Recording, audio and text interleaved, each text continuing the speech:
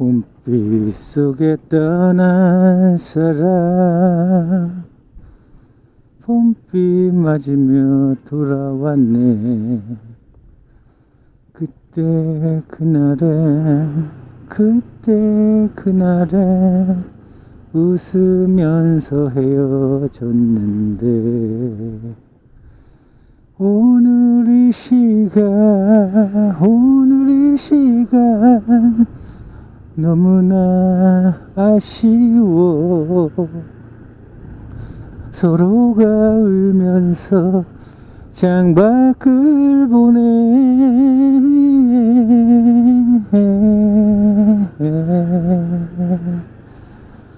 봄비가 되어 돌아올 사람, 비가 되어 가슴 적시네. 네, 오늘은 비가 오는 토요일이네요. 낮 시간에 비가 와서 콜비가 평소보다 좀 좋네요. 최하 4,500원은 하는 것 같아요. 단콜. 대사관로까지 왔다가 뒷콜이 잠시 멈춰서 노래 한 곡 했습니다. 이게 비가 오면 생각나는 노래고, 그렇다고 뭐 제가 빗속에 떠난 뭐 연인이 있거나 그런 건 아니고, 그냥 노래가 좋아서 비 오는 날이면 좀 따라 부르는 노래예요. 멀티콜이 12,000원씩 주네요. 근데 여기서 서경대까지 가야 돼요. 멀죠. 가까운 거리는 아닌데 멀티콜인데 12,500원이니까 다녀오겠습니다. 오늘 뭐 이런 식이면 오늘도 하루 즐거운 마음으로 일을 할 수 있지 않을까 싶네요. 멀티콜도 9,000원 이런 식으로 해서 계속 들어왔고, 비가 그렇게 주룩주룩 내리진 않지만 길도 좀 미끄럽고 그런 하루인데 다 안전하게, 그리고 돈 많이 버는 그런 날이 되셨으면 좋겠네요. 비가 점점 많이 오네요. 아침에는 이 정도까지는 아니었는데 그쳤다 다시 오고 그쳤다 다시 오고 하는데, 다시 올 때마다 빗줄기가 조금씩 굵어지네요. 오늘 늦게까지 일을 하려면 또 촉촉히 다 젖겠어요. 1시 반인데 뭐 콜이 그렇게 나쁘진 않습니다. 비가 와서 그렇지 콜비하고 계속 뒷콜 붙여주고 있고요.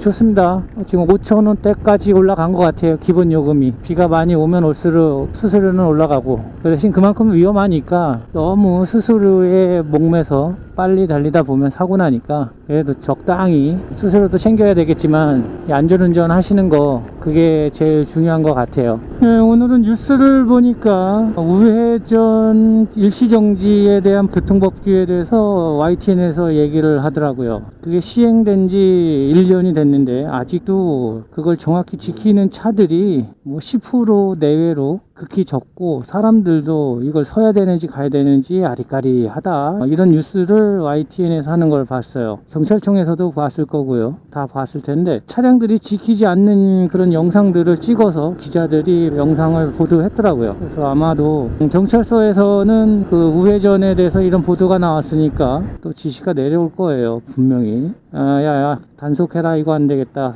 이런 뉴스까지 나왔으니까 잘 모른다고 하니까 일깨워 주자. 저 사거리에 나가가지고 우회전 하는 차들, 오토바이들 다 싹 다 잡아와. 각 경찰서마다 통경찰관들께서 이제는 이제 그 딱지를 갖고 나오는 게 아니라 과태료 발급기를 가지고 나오겠죠. 낚시하러 가듯이 포인트로 나갈 겁니다. 우회전을 무조건 할 수밖에 없는 그 포인트에 가서 기다리고 있다. 매복이죠. 군대에서 얘기하는 매복을 섰다가 잡을 것 같아요. 플러스 분들이 그 구간마다 꼭 타야 하는 개수가 있는 것처럼 아마 또 그분들께서도 야 하루에 몇 장 꼭 떼와라, 이렇게 딱 하면 스티커 발부를 몇 장 하기 위해서 눈을 부릅뜨고 또 하실 거라고요. 그분들께서는 아마 그게 실적일 텐데, 그거에 걸리지 않고 위험한 오토바이 타면서 피땀 흘려가면서 번 돈을 나라에 세금 내지 않기 위해서는, 뉴스가 그렇게 나왔으니까 뭐 그렇게 할지 안 할지 모르지만 그래도 우회전 할 때 한 번씩, 저는 지금 지켜보고 있습니다. 한 번씩 섰다 가고, 안 걸리는 게 최선이니까. 오토바이는 이 습관이 돼가지고 이 생각하지 않으면 그냥 지나가게 되고 제일 쉽게 잡히거든요. 저번에는 버스도 잡더라고요. 저는 웬만하면 버스 잡는 걸 못 봤는데 딱 한 번 봤어요. 버스 기사분께서 잡히는 거를. 그런 상황인 것 같아서 한번 말씀드려봤고요. 오늘은 콜이 월요일이라서 그런지 많지는 않네요. 지금 계속 콜이 연결되진 않는데 배달 완료하고 좀 지나면 들어오고 이런 식으로 연결이 되진 않아요. 지금 이제 이 고대 쪽에서 돌고 있는데 이 고대 쪽에서도 쿠팡 콜이 없네요. 그냥 성신여대 쪽으로 넘어가서 다시 콜을 좀 사야 될 것 같아요. 아무래도 이 성신여대 쪽 가니까 이 삼청동 이쪽 꼭대기로 올라가는 콜들이 오늘따라 떨어지더라고요. 그 거절을 했는데 그 몇 콜 거절하니까 그쪽에 콜이 없다가 다시 이쪽 제기동 쪽으로 빠지는 콜을 줘서 픽업해서 왔더니 이쪽에서 또 콜이 안 들어오고 다시 성신여대 쪽 방향으로 잡아서 이동을 하고 일을 해야 될 것 같아요. 비 오고 어제도 날씨가 흐리고 했었는데 오늘도 그렇게 맑은 날씨는 아니네요. 벌써 우기가 다가오는 건지 모르겠지만 해가 없어서 덥진 않는데 그렇다고 추운 날씨도 아니고 일하긴 딱 좋아요. 이런 날씨 좋죠. 일하기 좋고 콜까지 많으면 얼마나 더 좋겠어요. 근데 이런 날은 콜이 없다라는 거죠. 픽업을 하러 다니고 사장님들을 만나고 이렇게 하다 보면 별의별 사람들을 다 많이 만나요. 예전에 영업할 때는 더 많이 만났고 근데 이 사람이 그런 부류들이 있어요. 그러니까 그 사람도 자기를 알고 나도 그 사람을 알아. 뭐 좋다 나쁘다 두 가에 다 뭐 속하지만 좋다라고 봤을 때 그 사람도 자기가 좋은 사람인지를 알아. 자기 본인 스스로. 근데 남이 봤을 때도 그 사람이 참 좋은 사람이에요. 그렇게 다 동감하고 느껴. 그리고 또 한쪽은 자기를 몰라요. 자기가 좋은 사람인지 나쁜 사람인지 몰라. 근데 남은 알아. 저 사람이 좋은지 나쁜지를. 근데 자기만 몰라. 그리고 세 번째는 나는 알아요. 내가 나쁜 사람인지 좋은 사람인지. 근데 다른 사람들은 나를 몰라요. 난 진짜 좋은 사람인데 나쁘게 보던가 난 나쁜 사람인데 좋게 보던가 이런 사람들이 있어요. 그리고 또 하나는 자기도 자기를 모르고 우리도 그 사람을 몰라. 완전 또라이. 이건 자기만의 세상도 아니고 남이 봤을 땐 뭐지? 그러니까 전혀 미지에 있는 사람들 이런 부류들이 꽤 있어요.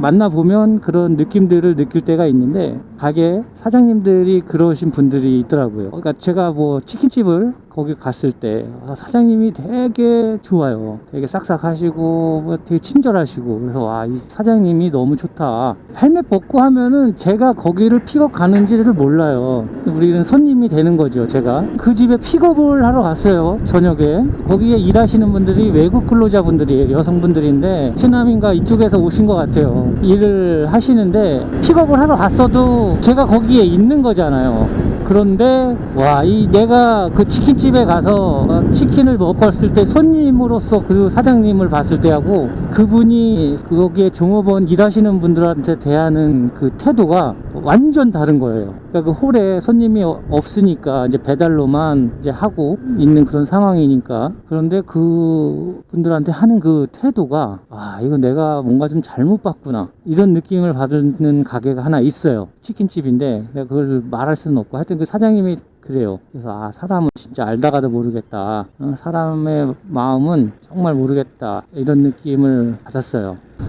이 사람의 성품과 인품을 어떻게 보면 좀 비슷한 면도 있고 쉽게 보는 경향도 있고 한데 저는 분리돼서 생각을 합니다. 이 성품은 개인적인 것 같아요. 그러니까 그냥 성격 태어나면서 갖고 나오는 그것이 성품이고요. 인품은 인간으로서 사람으로서의 품격을 말하는 거예요. 그러니까 누구나 봤을 때 객관적으로 저 사람 인품이 좋다라고 하는 건 타고난 게 아니라 교육적인 부분이라든가 내가 살면서 경험한 그런 부분들에 따라서 인품이 바뀌는 거죠. 인품이 바뀌기보다도 만들어진다고 저는 생각을 합니다. 뭐 돈을 만들기 위해서 그분께서 어떻게 했는지 모르겠지만 성품은 뭐 어떤지 모르겠어요. 근데 인품 자체가 이거는 사람한테 대하는 태도가 돈이 저렇게 만들었을까 싶은 생각도 들었었고요. 그런데 이 성품도 좋고 인품도 좋은 사람이면 얼마나 좋겠어요. 그런 사람들만 만나면 저 또한 얼마나 좋겠고 그 사람을 만나고 있는 사람도 그렇게 변해가겠죠. 그 좋은 사람들을 만나서 살아가니까 물들어가는 거죠. 좋게 물들어가는 거죠. 그래서 나를 더 발전시킬 수 있을 텐데 사람과의 관계에서 섣불리 개인적으로 이 사람이 좋은 사람이다 나쁜 사람이다 성품이 좋다 인품이 좋다 이런 걸로만으로 해서 만나서 너와 나는 좋은 사이다 이렇게 말할 수 있는 건 아닌 것 같아요. 이렇게 나쁜 인성을 갖고 있는 사람들을 보면 금방 티가 나요. 그리고 또 좋은 인성을 가지고 있는 사람들은 보면 볼수록 늦게 나타나죠. 그 인성이 갖춰지는 것도 마찬가지고, 내가 어떤 습관으로 어떤 교육을 받고 어떤 생활에서 지냈느냐에 따라서 그 인성이 달라지기 때문에 이게 인품이고, 좋은 건 좀 오래 걸리고 나쁜 건 빨리 나오죠, 밖으로. 그래서 좋은 사람인지 나쁜 사람인지를 알아내는 그런 길이 되는데, 성품은 어떤지 몰라도 인품은 만들어가는 거니까 좋은 인품을 가진 사람으로 만들어가기 위해서 많이 노력을 하면서 삽니다. 이 가족 중에 보면, 그리고 주변 사람들 이렇게 보면, 이 움직이기만 하면 사고를 쳐요. 돈이 들어가는 사람들이 있어요. 가족 중에도 있고, 주변에 지인들, 주변 사람들을 봐도 그런 사람들이 있어였고, 근데 저는 그런 사람은 아니었고, 뭐 저는 자랑이면 자랑이고 저희 장점이면 장점인데, 대학교 다닐 때부터 움직이면 돈이 돼요. 뭐 사고를 치거나 이런 게 아니라 움직이면 돈은 벌어요. 뭘 해서든 돈을 버는데, 그런 돈 버는 재주는 있는데 이 돈 모으는 재주가 없어요. 희한하게 진짜 정말 잘 버는데 돈을 못 모아요. 이게 참 아이러니하게도 재주도 버는 재주가 있고 또 모으는 재주가 있는 사람이 있는 것 같아요. 그 재주를 갖고 있는 사람이 저희 가족 중에 한 분이 계세요. 저희 장모님인데, 정말 우리 장모님은 버는 건 없는데 돈을 진짜 잘 모으시는 것 같아요. 그래서 그 재주를 좀 배워야 되는데, 보니까 어머니는 안 쓰시더라고요.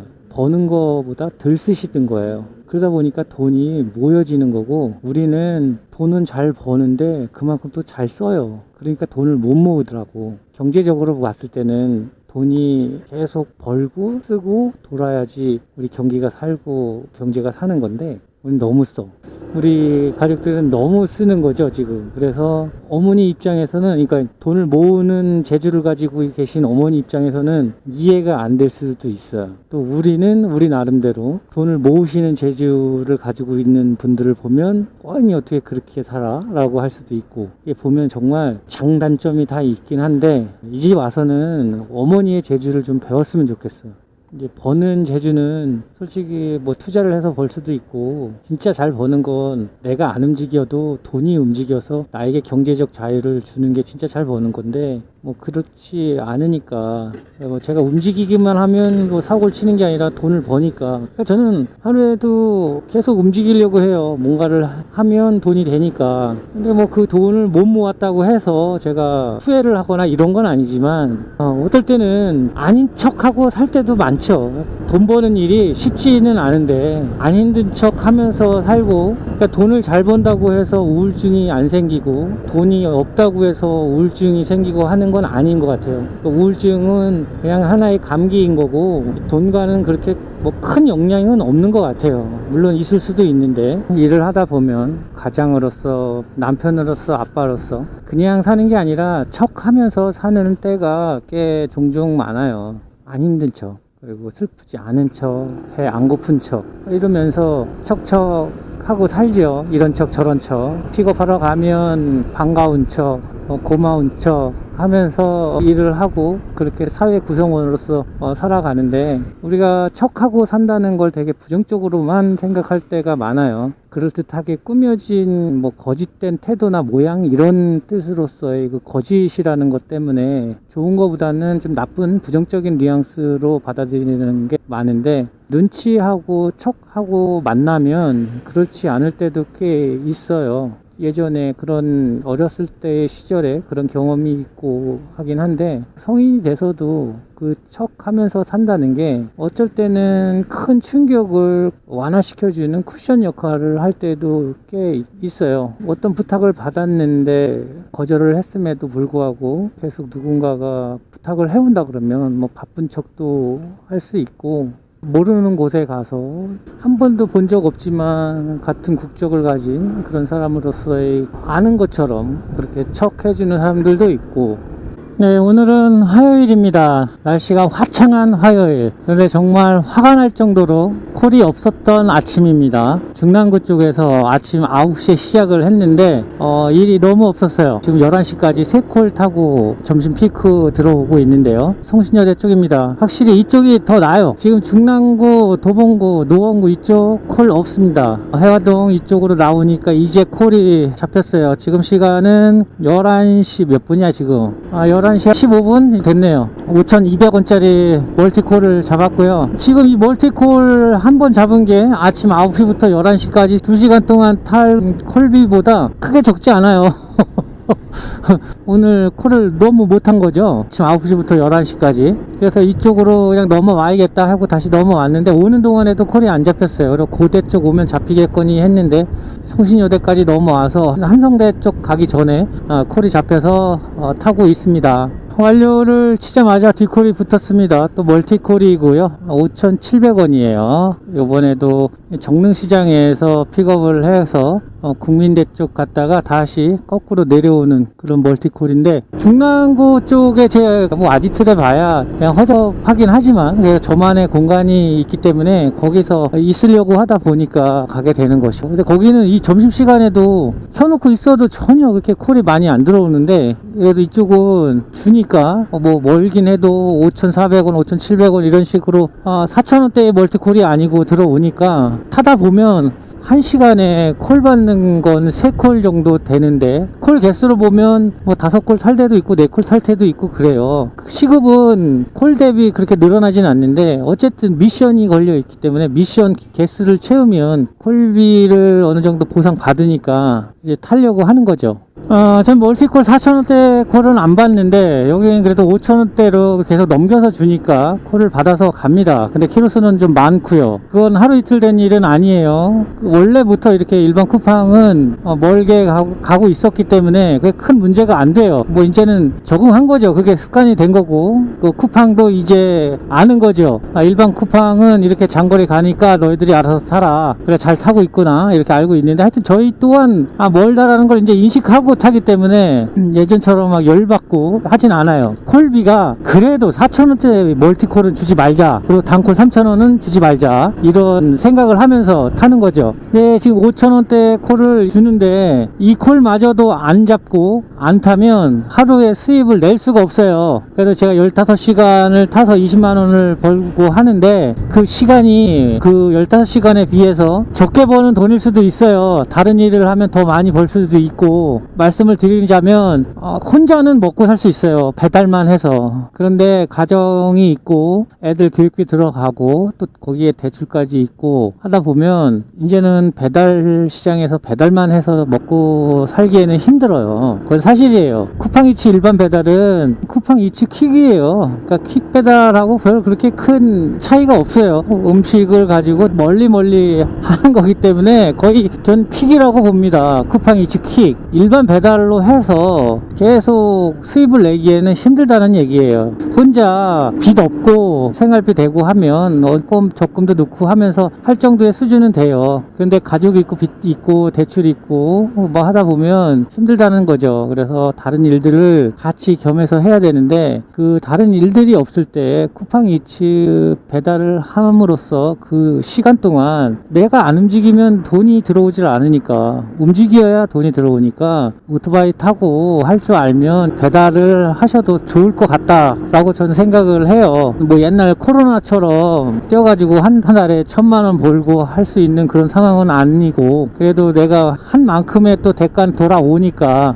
콜 죽는 시간도 있고 한데, 그리고 도로에서 내가 시간을 죽이게 가면서 타야 되니까 추울 땐 춥고 더울 땐 덥고 또 날 좋고 좋은 날은 또 시켜 드시는 분들 없고 여러 가지 조건들이 안 좋긴 해요. 그래도 내가 움직여서 돈을 벌어야 쓸 수도 있고 한 거니까 그냥 집에서 백수처럼 있는 것보다는 배달을 하셔도 난 괜찮다고 생각을 해요.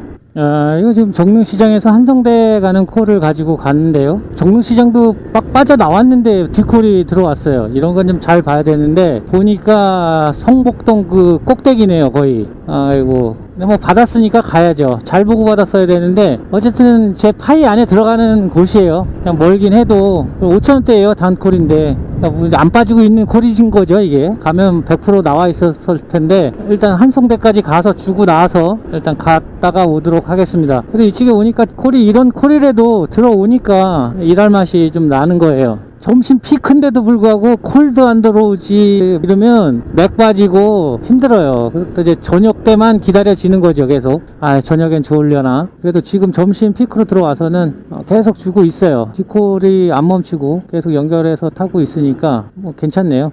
이렇게 가끔 다른 데로 넘어갈 때가 있는데 쿠팡 이 지도가 흑소를 팍 해가지고 딱 띄워놓으면 그냥 이렇게 운전을 하면서 봐야 되니까 제 세타에 들어와 있는 콜 같아요. 배달지가. 그래서 받아보면 이렇게 확대를 해보면 보이는 거랑 다르게 너무 멀리가 있을 때가 있어요. 그럴 때는 어쩔 수 없이 그냥 다녀오긴 하는데 그것도 하나의 꼼수라고 할 수 있을 것 같아요. 그래서 그럴 때 빼고는 웬만하면 내가 정해놓은 세타에서 벗어나지 않으려고 그렇게 타고 있는데 옛날보다 많이 넓어졌어요. 돈이 되는 거고 계속 말씀드리지만 좀 세타를 넓혀야 돼요. 파이가 좀 넓어야 개인적으로 어떤 분께서는 왜 AI가 주는데 일반 쿠팡이 일반 배달이라고 하냐고 말씀하는데 일반 쿠팡이라고 말씀을 드린 거예요. 일반 배달 대행을 말씀드리는 게 아니라 쿠팡 플러스가 아닌 쿠팡 중에서 또 일반으로 그냥 AI가 주는 배달을 지금 제가 타고 있는 건데 플러스 분들도 AI가 다 콜을 배정해서 주는 거예요. 똑같더라고요. 플러스 분들이 뭐 사무실로 콜이 들어와서 배분해서 주는 게 아니라 AI가 기사로 등록되어 있는 분들 중에서 제일 가까이 있는 사람한테 콜을 주는 거예요. 그리고 나서 안 받는 콜들을 일반 쿠팡한테 주는 거죠. 여태까지는 한성대를 기점으로 해서 안 넘어오고 그 안쪽으로만 탔었는데 지금은 이제 해화동 로타리 넘어서 성균관대까지 가니까 이제 배달도 해화동까지 해화 로타리까지 와서 가고 있는 거고요. 근데 더 이상은 넓히기는 좀 그래요. 뭐 더 없어지면 또 그렇게 할 수밖에 없을지도 모르겠지만 뭐 지금까지 넓혀서 타는 걸로 해서 이 정도 수입을 내면 지금 아직까지는 이 정도 파이에서 타는 게 괜찮은 것 같아요. 저는 다시 한번 말씀드리지만 쿠팡만 타는 사람이 아닙니다. 쿠팡도 하는 사람이죠. 다른 일들도 많이 하고 합니다. 정말 했던 일들 중에서 돈이 많이 됐었던 것 그리고 힘들었었던 거는 영업사원이 제일 힘들어요. 영업사원은 일단 경쟁사들이 너무 많아요. 경쟁사들 중에서 우리 회사 거를 팔아야 되기 때문에 나 아니어도 다른 사람들 걸 살 수 있는 그 사람들이 우리 회사 제품을 사도록 만들어야 되는 그 마음을 뺏어야 되니까 그게 정말 척해야 돼요. 아닌 척, 진짜 척 이런 척들을 많이 하면서 일을 해야 되기 때문에 힘들어요. 정신적으로. 그게 제일 힘들었고 돈이 제일 많이 됐었던 건 역시 합법보다는 불법이 돈이 많이 돼요. 뭐 그렇다고 제가 다른 엄청 나쁜 짓을 해서 이렇게 된 게 아니라 다슬기라고 하죠. 다슬기를 지금도 많이들 드시고 하는 그 지역이 있는데 예전엔 그 다슬기를 배로 잡았어요. 그러다 보니까 이 그물로 그 다슬기를 잡다 보니까 쌍쓰리가 되니까 생태계를 망가뜨리는 거죠. 그걸 잡아들이면서 다 그 환경을 훼손시켜버리니 이 그물로 잡지 못하게 했어요. 근데 그 다슬기를 필요로 하는 사람들은 있단 말이죠. 배로 잡았을 때는 수요를 다 맞춰줄 수 있었는데 이제는 그렇게 해주지를 못하는 거예요. 그래서 했던 게 해녀들이 하는 물질이라고 하죠. 근데 우리도 그걸 그냥 물질이라고 했어요. 저희는 렁을 메고 들어가서 민물이니까 바다처럼 깊지 않아서 렁 메고 들어가서 그 다슬기를 이른 새벽이나 늦은 밤에 이제 수중 랜턴 가지고 들어가서 작업을 한 거죠. 깊진 않으니까 다슬기가 그렇게 막 깊은 곳에 있고 그렇지 않고 민물이래 봐야 민물들도 그렇게 깊지 않으니까 얼마든지 가능하거든요. 바다와 다르게.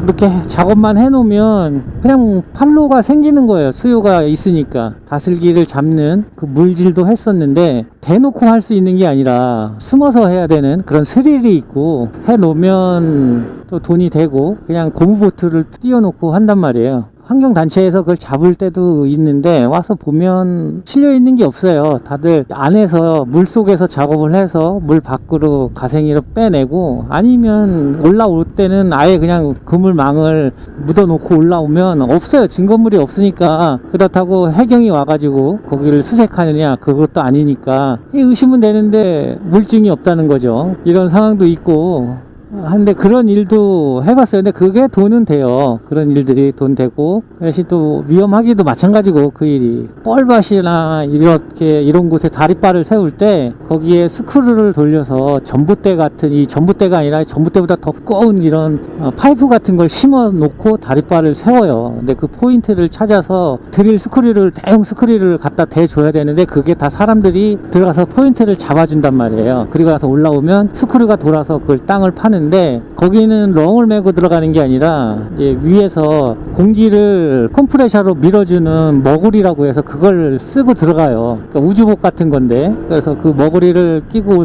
들어가면 렁을 메고 들어갔을 때보다 작업 시간도 오래 할 수 있고, 나올 때 감압을 안 해도 되고 하는 그런 편의성도 있고 해서 이 바지선에서 컴프레셔로 에어를 밀어준단 말이에요. 작업을 하는데 이게 다 기계가 하는 게 아니라 사람이 손발을 맞춰서 하는 거다 보니까 스크류가 돌지 말아야 될 때 이 스크류가 돌아요. 사인이 안 맞는 거죠. 그러면 이 렁을 메고 가면 이 몸이 자유로운데, 이 머구리를 끼고 들어가면 바지선에서 내려오는, 우리는 이제 생명 호스라고 하는데, 그 호스가 스크류에 말려요. 그러면 사람이 같이 그 스크류에 말리면서 땅으로 들어간단 말이에요. 그러니까 같이 들어가는 거죠. 땅이 파지면서. 거기서 일하시던 분들이 그렇게 사고를 당하는 걸 봤어요. 거기는 장례식을, 팔 한쪽을 가지고 장례식을 치렀을 거예요. 그것만 남았으니까 스크류를 다시 끌어올리는데 뭐 없지요. 이미 다 스크류에 갈려서. 그런 적도 있었는데, 제가 아는 선배나 이런 분들이 그런 쪽에 많이들 계셔서 가끔 그런 일자리도 좀 불러주고 하세요. 일을 와서 같이 하자 할 때도 있고, 바다에 그 양식장 하시는 분들이 계신데, 그분들 보트가 있는데 보트 그 엔진이 이 물에 빠질 때가 있어요. 그걸 이렇게 갈아 끼시다가 푹 빠지면 그 수심이 깊으니까 그 엔진을 꺼내 올려야 되는데 그게 비싸요. 버리기에는. 그러다 보니까 이제 그거 올려달라고 했을 때도 가서 같이 도와드린 적도 있고. 그러니까 저는 무슨 몸을 움직이면 돈이 되는 일들이 생기더라고요. 될 수 있으면 움직이려고 하고, 그래서 돈을 벌려고 하다 보니까, 그리고 지금도 이렇게 콜이 없어도 계속 시간을 태우면서 타다 보면 하루에 20만원 또 벌고, 갑자기 생각나는 이야기가 있으면 또 그런 또 스토리도 써보고 하면서 이런 거 저런 거 하다 보니까 돈이 벌어지더라고요. 근데 신기하게 그런 재주는 있는데 모으는 재주가 없어요. 모으는 재주가.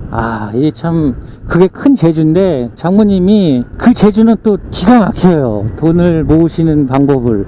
근데 뭐 그러라고 돈을 버는 거예요. 원래 돈은 쓰라고 버는 거 아니겠습니까? 그래서 요즘에 대출을 너무 많이 제가 받아 놓은 게 있어서 그 이자 내고 원금 갚고 하면 진짜 한 1년에 돈 그렇게 벌어도 모질라더라고요. 뭐 이렇게 제가 많이 받았는지 그렇더라고요. 일하는데 이제 뭐 좀 더 열심히 하면 이제 대충 어느 정도 갚아 가치고 할 텐데, 어떨 땐 힘들 때도 있죠. 콜 안 들어오고 또 다달이 나가야 될 돈이 있고, 또 다른 일도 또 청 안 들어올 때도 있고 하면 조바심이 나기도 할 때도 있는데, 다 지나가더라고요. 일이 사람들이 하는 일이라서 어떻게든 일이 지나가게 되고 처리가 되더라고요. 걱정해서 걱정이 사라지는 거라면 걱정거리가 정말 없다고들 하잖아요. 그게 진짜 맞는 것 같아요. 요번에도 그랬었고. 근데 진짜 여기서 출발을 좀 전에 했는데, 성균관대 그 웨딩홀까지 갔다가 다시 대사관로를 통해서 여기로 다시 왔네. 원점으로요. 그 한 바퀴를 돌고 오는데 11,000원 벌었네요. 이제 12시 한 반 정도 됐어요. 콜이 안 들어와 가지고 다시 또 해화동 쪽으로 나가 봐야죠. 나가다 보면 들어올 텐데, 뭐 주섬주섬 또 얘기를 하다 보니까 원점으로 왔네요. 또 그냥 이랬던 얘기를 계속 하자 그러면, 저희 다슬기 잡았을 때는 그래도 우리는 양심은 있었어요. 그 잡는 거 자체가 약간 불법이긴 했어도 물속에서 어차피 렁을 메고 들어가는 거기 때문에 거기서 골라내기는 힘들어요. 그냥 무조건 다 쓸어 담아야 돼요. 올리기 전에 채가 있어요. 씨알 좋은 건 걸리고 작은 것들은 이제 모래채처럼 이렇게 밑으로 빠지게 하는 그 채가 있어요. 그래서 그 채에다 놓고 흔든 다음에 그 채에 걸린 것들은 이제 씨알이 좋은 것들이고 그런 걸 챙겨서 올라오고 이제 거기서 빠져나온 것들은 다시 강에 풀어주고 그러고 왔어요. 그래야 다음에 계속해서 이 사업이 연장이 되고 해먹을 수 있는 게 있으니까 내가 안 하더라도 다른 사람들이 할 때 뭐 해먹을 게 있어야 될 거 아니에요. 그래서 그런 식으로 했었는데 그냥 다 모조리 엑기스니 뭐냐 한다면서 다 넣고 했었단 말이에요. 그러다 보니까 단속을 하게 되고 좀 알아서 그렇게 했으면 그렇진 않았을 텐데 옛날에 그 바닷가에서 조개 잡는 것도 머구리를 쓰고 들어가서 잡아요. 컴프레셔를 위에서 공기를 쏴줄 때 나한테 들어오는 거랑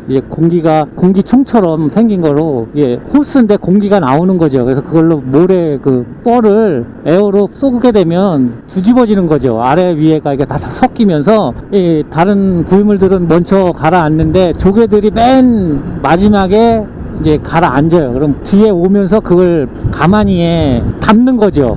그래서 그걸 갖다가 이제 팔고 하는 그런 일도 잠깐 도와준 적도 있었고, 근데 그 근처에 가 있으면 그 일을 하게 돼 있어요. 할 수 있는 일이니까. 이게 또 오토바이도 제가 타니까 이제 뭐 이걸로 돈 될 일을 좀 해볼까 하니까 이 배달 일을 하게 되고, 학교 다닐 때는 왜 그렇게 연필을 잡고 펜을 잡고 있었는데 왜 그쪽 길로 안 갔을까 싶은 생각도 들어요. 공부도 잘 하는 것보다 좋아해야 돼요.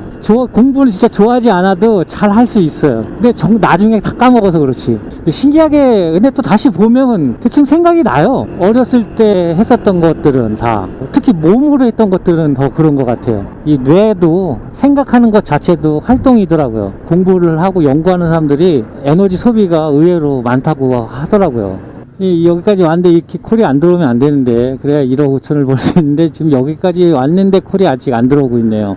좀 여기 서서 기다리고 있겠습니다. 제가 메모도 해야 될 게 좀 있고 해서 여기서 좀 앱을 켜놓고 있겠습니다. 중랑구로 갔으면 아지트로 갔을 텐데 여기서 중랑구로 넘어가기엔 좀 그렇고 여기서 기다리도록 하겠습니다. 예, 좋았습니다. 버거킹의 2건 7,800원 들어왔습니다. 네, 지금 기름 뉴타운 갔다가 경희대 쪽 가야 되는 콜이네요. 네, 지금은 13시입니다. 11시부터 13시까지 지금 콜이 죽었다 한 콜 받았습니다. 지금 11시부터 2시간 동안 29,900원 점심 피크로 생각했을 때 오늘은 한 15,000원 정도 됐네요.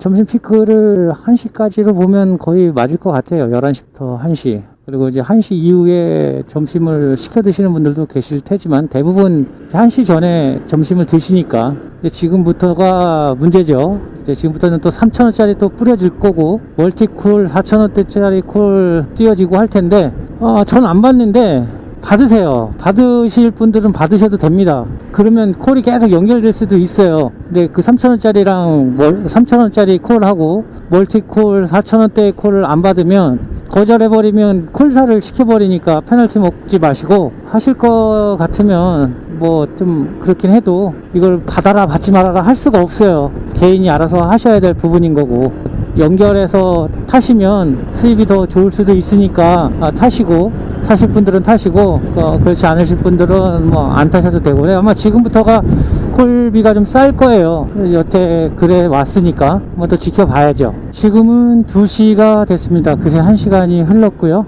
제가 11시부터 1시까지 2시간 동안 29,900원을 해가지고 이제 2시까지 되니까 46,000원이에요. 아이고, 결국 이 낙산공원까지 올라왔네.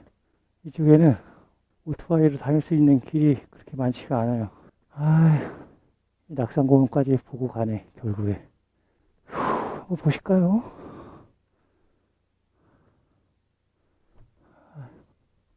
네, 빨리 여기서 벗어나야 됩니다. 아이고 지금 장난 아니에요. 종로 쪽으로 지금 뽑아가려고 계속 콜이 들어오고 있는데 숭례문까지 가야 되는 콜 들어오고 지금 어디야 이게. 아유 아니야 이거 여기까지 가면 안 돼요. 여기서 벗어나야 될 것 같아요. 지금 콜이 계속 들어오고 있습니다. 지금 안 받고 있고요. 이렇게 멀리 가는데 아 너무 싸요. 안 가. 그리고 거기 제 파이가 아닙니다. 거기까지 나가면 돌아올 수 없는 강을 건너는 거예요. 빨리 이 한성대를 넘어서 다른 데로 이동을 해야 될 것 같아요.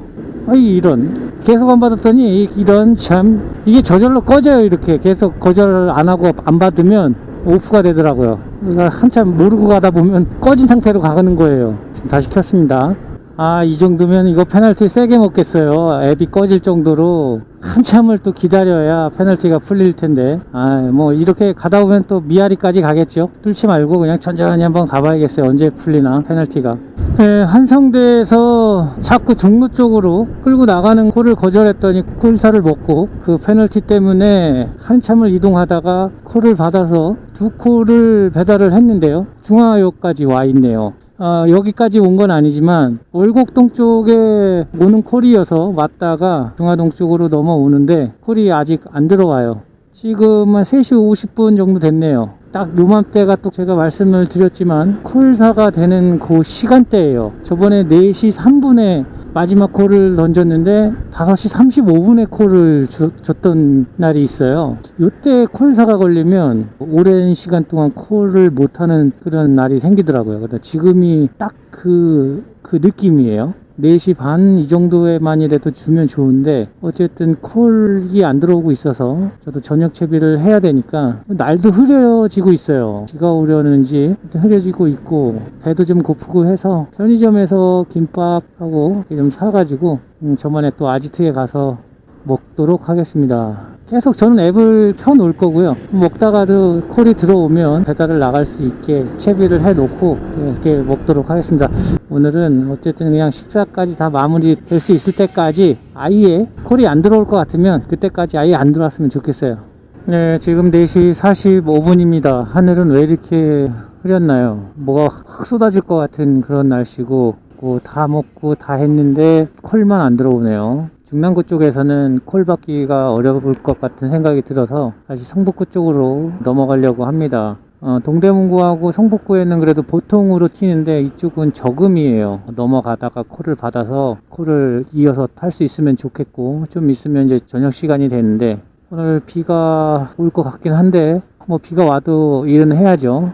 아 콜이 반갑네요. 콜이 들어왔습니다. 멀티콜 7,300원짜리 콜이 들어왔고요. 여기서 최종 가는 목적지는 하계역, 하계동까지 가는 콜이고요. 어쨌든 1시간 만에 콜 받으니까 반갑네요. 넘어가서 콜을 받아서 좀 이 콜이 저녁 시간까지 쭉 이어졌으면 좋겠어요. 하늘도 좀 흐리고 한데 마음만은 좀 맑은 마음으로 이 저녁 시간을 보냈으면 좋겠네요. 지금 68,000원 했습니다.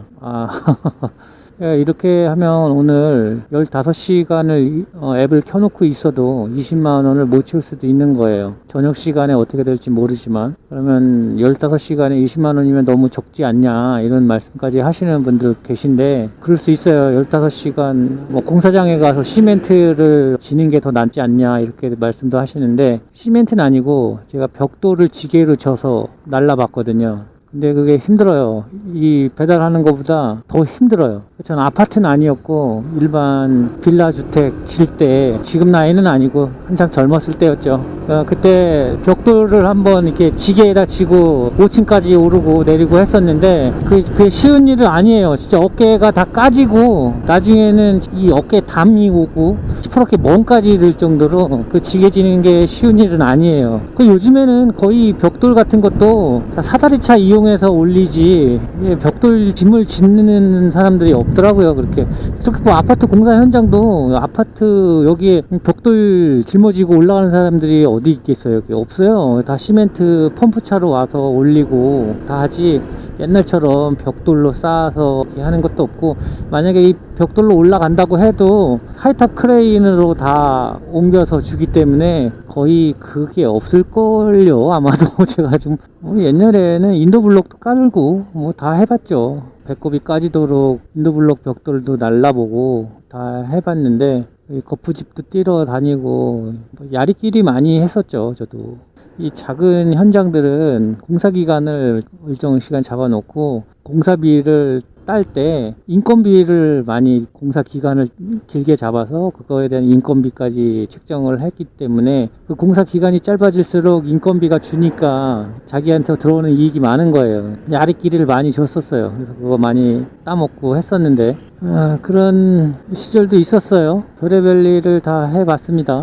그래서 하루에 몇 개씩 하고 했었는데 주말에 보면 저희 이퀄도 원래 공사 현장 용어로 얘기하면 주말에 이야기하면 한 대가리 반을 주거든요. 쿠팡은 야간에 배달하나 새벽에 배달하나 이 수수료가 똑같으니까 주말에도 똑같고 뭐 물론 주말에는 좀 낮긴 하지만 한 대가리 반은 아닌 것 같아서 그렇죠. 그러니까 추가 수당이 좀 주어져야 되는데 추가 수당이 없는 거죠. 이 배달 시장에서는 그런 게 조금 아쉬운 면은 있어요. 다슬기 잡을 때 그때 와 물속에서 참 별의별 일이 다 생깁니다. 가라앉아 있던 이렇게 어디에 걸려 있어서 도물 사체들 이런 것들이 장마지고 나면 송아지 같은 게 어디 이렇게 목줄이 송아지 목줄이 이렇게 나뭇가지 같은 거에 걸려가지고 물속에 잠겨서 팅팅 불어있는 이런 것도 보고 그래요. 물속에서 보면 그런 것들이 되게 흠칫흠칫해요. 조리 대기 할 때는 오뎅집이 있으면 이게 좋아. 먹으면 돼요.